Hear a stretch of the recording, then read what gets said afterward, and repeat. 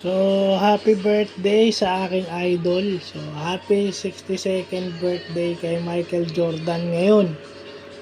Ngayong araw na to. No? So, bukas pa to sa kanila. So, happy birthday Mike. Enjoy life. Enjoy retirement. Fun over here.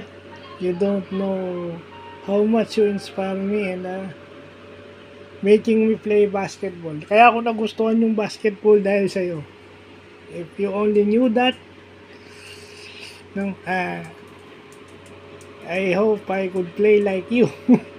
But unfortunately, I don't have the body to play like you. So, you know, just wish you advance a happy birthday. Again, enjoy life, enjoy retirement, and make more Air Jordans for future generations to see. So, God bless.